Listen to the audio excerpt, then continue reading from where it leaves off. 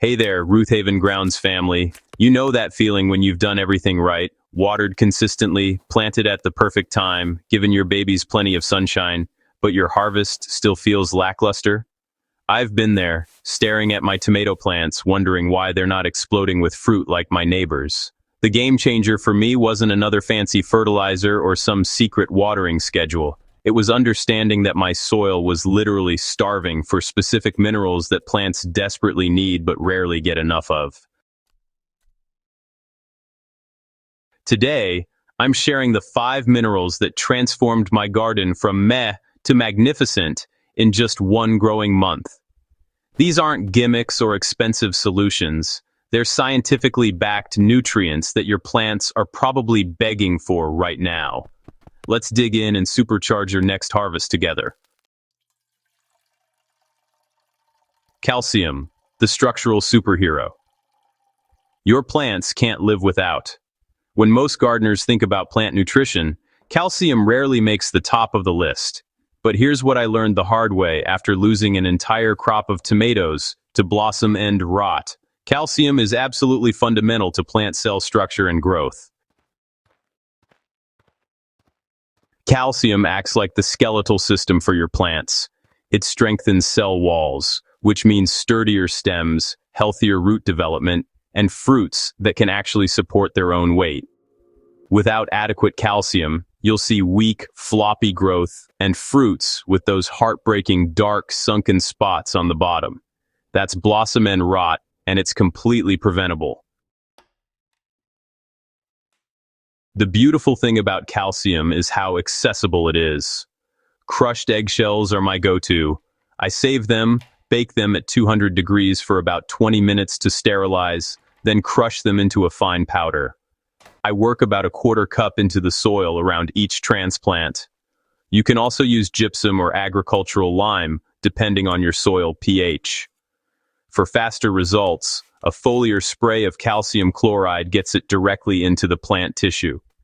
The key is getting it into your soil before you see problems. Calcium moves slowly through plants, so by the time you notice deficiency symptoms, you're already behind. Start early in the season or when transplanting, and you'll see healthier, more productive plants throughout the entire growing cycle. Magnesium, the photosynthesis powerhouse. Here's something that blew my mind when I first learned it. Magnesium sits at the absolute center of every chlorophyll molecule. That means without adequate magnesium, your plants literally cannot photosynthesize efficiently. They can't turn sunlight into energy and growth. It's like trying to run a car without spark plugs. I started paying attention to magnesium after noticing yellowing between the veins on my older leaves, a classic sign of deficiency. My plants looked tired and pale, especially my tomatoes and roses. Within 2 weeks of addressing the magnesium shortage, the difference was stunning. Deep green foliage returned, growth accelerated, and flower production increased noticeably. Magnesium does more than just help with photosynthesis, though. It's essential for enzyme activation, phosphorus uptake, and protein synthesis. When your plants have enough magnesium, they're better at using all the other nutrients you're giving them. It's like hiring a manager who makes your whole team more efficient. Epsom salt is your best friend here, and it's incredibly affordable. I mix 1 tablespoon of Epsom salt per gallon of water and use it as a soil drench every 2 weeks during active growth periods. For immediate results, you can also spray it on the leaves. Plants absorb magnesium quickly through their foliage. I've used this trick to green up struggling plants in as little as 5 days. For long-term magnesium availability, I also work dolomitic limestone into my beds during soil preparation. It provides both calcium and magnesium and slowly releases over time. This combination approach, quick fixes with Epsom salt and long-term building with dolomite, has completely eliminated the yellowing issues I used to battle every season. Boron is needed in such small amounts that it's easy to overlook, but its impact on fruit and flower development is absolutely massive. This is the mineral I wish I'd known about years ago when my fruit trees would bloom beautifully but set hardly any fruit. Boron is essential for cell division, sugar transport, and reproductive development. Without enough boron, flowers fail to develop properly, fruits don't set, and you'll see hollow or distorted growth. I've seen apple trees with gorgeous spring blooms that produced almost nothing, and once we addressed the boron deficiency, fruit set increased by over 60% the following year. The sweet spot with boron is narrow, too little and you have problems, too much and you create toxicity. The good news is that a little goes a long way. I use borax, yes, the laundry additive, very carefully. For my entire 20 by 30 foot garden, I dissolve just 1 tablespoon of borax in a gallon of hot water, then dilute that further in several gallons before applying to the soil. Do this once per season, and you're set. Within 30 days of proper boron application, you'll notice better flower retention, improved fruit set, and more uniform fruit development. My cole crops, like broccoli and cauliflower, which are particularly boron-hungry, went from producing small, discolored heads to gorgeous, full-sized harvests. For fruit trees and perennials, I apply boron in early spring before bloom. For vegetables, I incorporate it during bed preparation, or as a side dress when plants begin flowering. The timing matters, because boron is most critical during reproductive growth phases. Sulfur doesn't get nearly enough credit in gardening circles, but it's absolutely essential for protein synthesis, enzyme function, and yes, flavor development in vegetables. If your tomatoes taste bland or your onions lack that characteristic bite, sulfur deficiency might be the culprit. You know, I became a sulfur believer after growing garlic in different sections of my garden. The bed where I'd added sulfur produced bulbs that were noticeably more pungent and flavorful. The difference was night and day, and honestly, it got me investigating sulfur's role more deeply. Sulfur is a component of several amino acids and vitamins, making it crucial for overall plant health and vigor. It also helps with chlorophyll formation and works synergistically with nitrogen for protein development. Now, plants deficient in sulfur look similar to nitrogen-deficient plants, pale, yellowing leaves, but the yellowing starts with the newer growth rather than the older leaves. Elemental sulfur is one option, but it takes time to break down in the soil. For faster results, I use sulfate forms like potassium sulfate or magnesium sulfate. Yep, Epsom salt delivers sulfur too, which is why it's such a garden workhorse. Gypsum also provides sulfur along with calcium. I've incorporated sulfur into my regular feeding routine by using sulfur-containing fertilizers and adding a light dusting of elemental sulfur to my beds each spring. Within a month, I see more vigorous growth, deeper green color, and noticeably better tasting produce.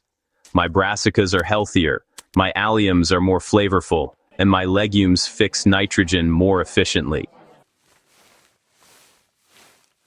Iron, the green machine. Your garden craves. Iron deficiency is one of the most visually obvious mineral problems in the garden.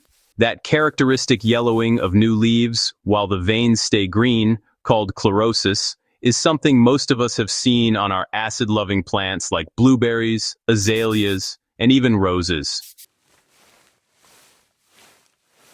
Iron is essential for chlorophyll synthesis and electron transport during photosynthesis.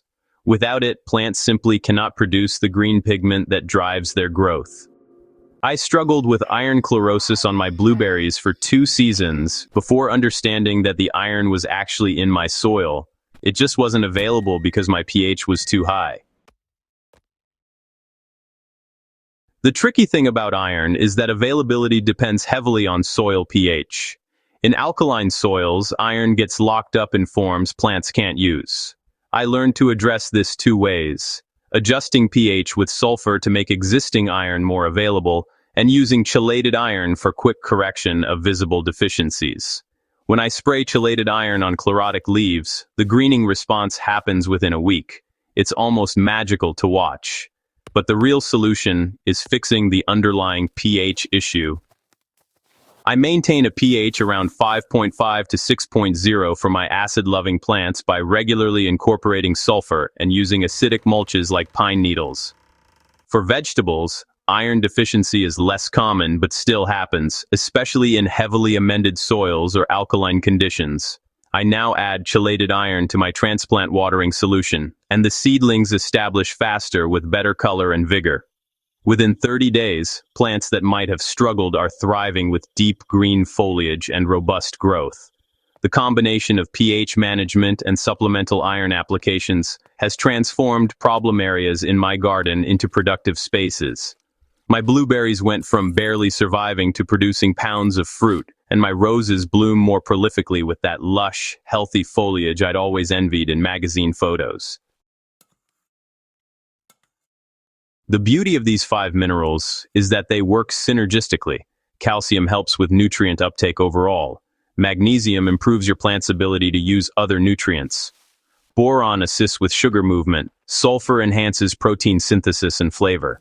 Iron drives photosynthesis and growth.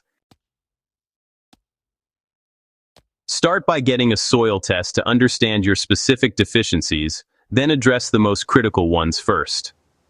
For most gardens, calcium and magnesium are the heavy hitters that make the biggest immediate difference. Add boron carefully for better fruit set, incorporate sulfur for flavor and vigor, and manage iron through pH adjustment and supplementation. I've watched these mineral additions transform not just my garden, but also the gardens of dozens of Ruthhaven Grounds viewers who've tried these techniques. The 30-day time frame isn't magic. It's simply when you'll start seeing visible improvements in plant health, growth rate, and productivity. Your garden is calling out for these minerals right now. Give them what they need, and prepare to be amazed by what they give back to you. If you found this helpful, hit that subscribe button and share this with a fellow gardener who could use a harvest boost. Let's grow something amazing together.